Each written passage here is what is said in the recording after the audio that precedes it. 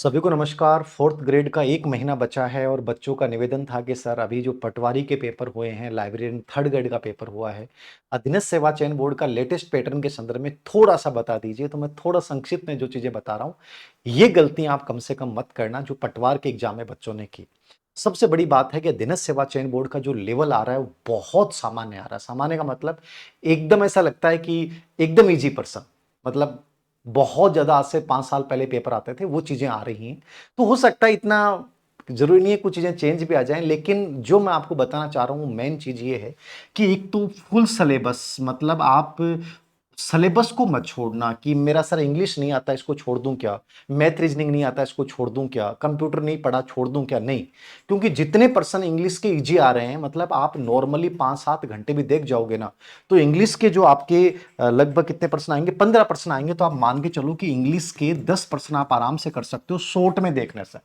वही कंप्यूटर के 5% जो आ रहे हैं वो बहुत ईज़ी आ रहे हैं, फुल फॉर्म आ गई या कोई शॉर्ट की वाला प्रश्न आ गया, इनपुट आउटपुट डिवाइस वाला आ गया, कंप्यूटर के प्रकार पे प्रश्न आ गया, ठीक है? इंटरनेट शब्दावली से प्रश्न आ गया। तो केवल पीवाईक्यू भी देख जाओगे तो हो जाएगा। बहुत ज़्यादा कंटेंट नहीं देखें लेकिन पीवाईक्यू बेस देख लिया आपने। ऐसे ही जैसे मान लीजिए आपने मैथ रीजनिंग वाला पार्ट है, तो मैथ रीजनिंग बहुत आसान आई। सिर्फ साधारण जो फार्मूले हैं उसके आधार पर आप मैथ रीजनिंग को कर सकते हैं। तो ये नहीं बनाना है कि सर मैं फोर्थ ग्रेड अब नहीं कर पाऊंगा, मैंने पढ़ाई नहीं है, इतना थोड़ी कर पाऊंगा। यदि आपकी नौकरी आपकी प्रायोरिटी है, तो मेरी राय ये है क्योंकि इस पेपर में आपने यदि सरसरी तौर पे पूरे सिलेबस को एक बार वन फैक्ट यानी कि जो एक फैक्चुअल गाइडें होती हैं कि वन लाइनर किताबें हैं, राजस्थान इतिहास क्लास साइंस करती पॉलिटी के आए हुए person normally one liner person, ठीक है? ये सही है इसके कंप्यूटर के पर्सन, तो यही मैथ और हिंदी के पर्सन, मतलब इतना लेवल है कि आपको ये मान के चलना कंपटीशन तो रहेगा। और इसमें सबसे इंपॉर्टेंट है कि पूरे सिलेबस को एक बार सरसरी तौर पे जरूर देखिए पूरे को। नंबर 2 दूसरी चीज जो करनी है, मैंने सुना पटवारी बच्चे सर पेपर मैनेज नहीं कर पाए, ये पर्सन आ रहे थे बट टाइम ही नहीं मिला, कर नहीं पाए, डिसीजन नहीं ले पाए। आप लोगों को कम से कम ये गलती नहीं करनी है। मैंने पहले भी बोला था, आप कम से कम 5 या 7 पेपर एक बार जरूर दें, चाहे वो मॉडल पेपर दे दें। जैसे मान लीजिए हमने मॉडल पेपर निकाला है अवनी का, आप चाहे ये ले लीजिए, इसमें से 10-12% तो इस बार पटवारी में वैसे आ गए थे मॉडल पेपर्स में से। तो ऐसा कोई भी मॉडल पेपर चाहे अवनी का हो चाहे किसी और का हो फोर्थ ग्रेड का, आप 5 से 10 ऑफलाइन उनको निकालिए और फिर ये देखिए कि मैं कितने टाइम में उनको कर पा रहा हूं। क्या 2 घंटे में 120% को कर पा रहा हूं क्या? वो सबसे इंपॉर्टेंट चीज है। टाइम मैनेजमेंट सीखिए। नंबर 2, नेगेटिव मार्किंग से क्या बचना है ये चीज सीखिए कि यार मैंने 10% किए, 10 के 10 नेगेटिव हो गए, दो जिनमें कंफ्यूजन था वो कितने परसेंट गलत हुए।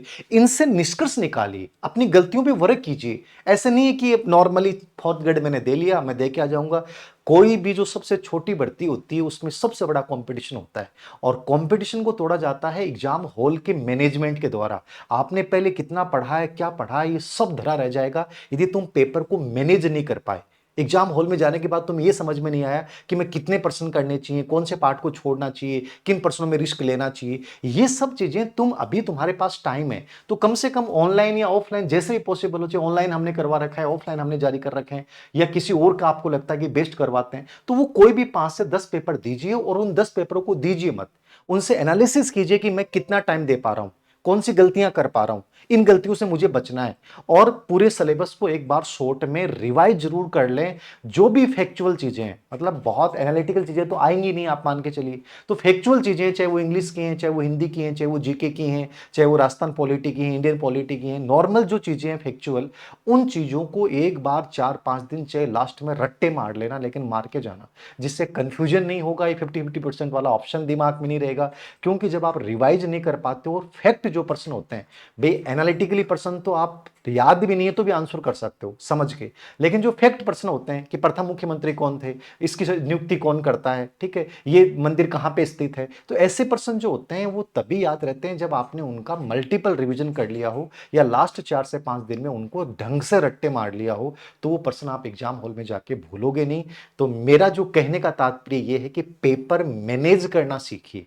और पेपर मैनेज करने के दौरान क्या-क्या गलतियाँ करते हो, उनको अगले 2-3, 5-7 सेट जो भी आप करो, उनमें दूर करने का प्रयास करो। बहुत अच्छा करके आओगे, तो सबसे इम्पोर्टेंट चीज़ है कि जो टाइम बचा है, उसमें वन लाइनर फैक्चुअल चीज़ें अच्छे से कवर कर लें। 5 से 10 पेपर निकाल लें, मॉडल पेपर चाहे किसी के भी निकालो, हमारे निकालो या किसी और के, ज़रूर निकालें। उससे आपके अंदर कॉन्फिडेंस आएगा, पेपर मैनेजमेंट करने की तकनीकें डेवलप कर पाओगे।